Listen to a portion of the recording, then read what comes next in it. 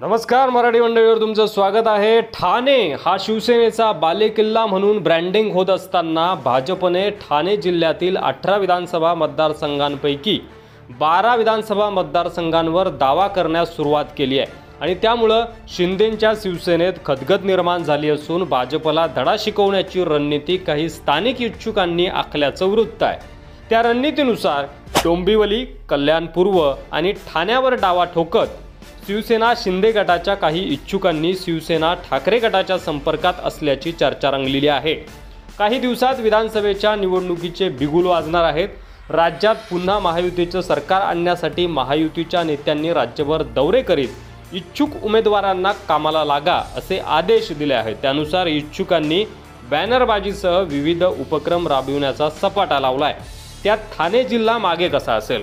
मुख्यमंत्री एकनाथ शिंदे यांचा जिल्हा असलेल्या ठाण्यात 18 आमदारांपैकी 15 आमदार हे महायुतीचे आहेत। त्यात 8 आमदार भाजप, 5 आमदार शिवसेना शिंदे गट, 1 राष्ट्रवादी काँग्रेस आणि 1 अपक्ष आमदार आहे। शरद पवार राष्ट्रवादी काँग्रेस आणि समाजवादी पार्टी आणि मनसेचा प्रत्येकी 1 आमदार आहे। ठाणे जिल्ह्यातील आमदारांची संख्या पाहता भाजपने 12 जागांवर दावा ठोकलाय।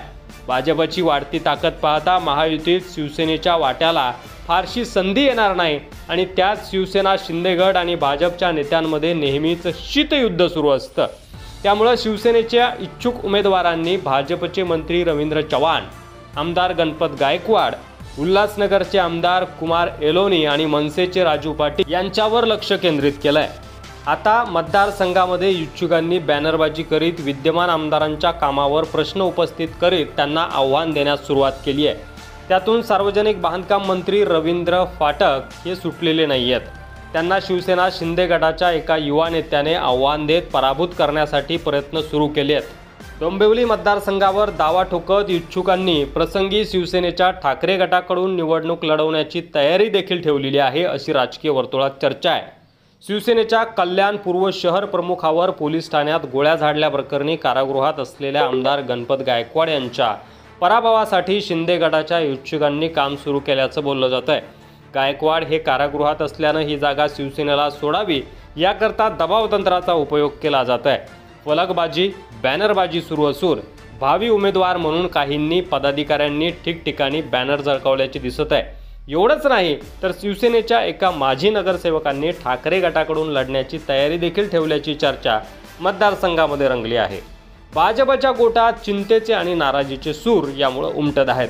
भाजपच्या आमदारांना पराभूत करण्यासाठी शिवसेना शिंदे गटातील काही इच्छुकांनी शिवसेनेच्या ठाकरे गटाकडे जाण्याची तयारी ठेवल्याची चर्चा रंगल्यानं भाजपच्या गोटात नाराजीचे सूर उमटलेत।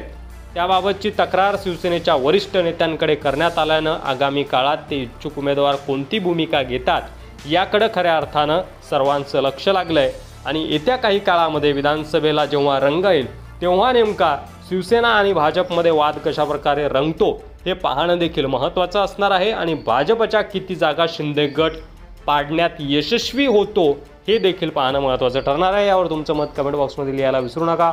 व्हिडिओ आवडला असेल तर जास्तीत जास्त शेअर करा।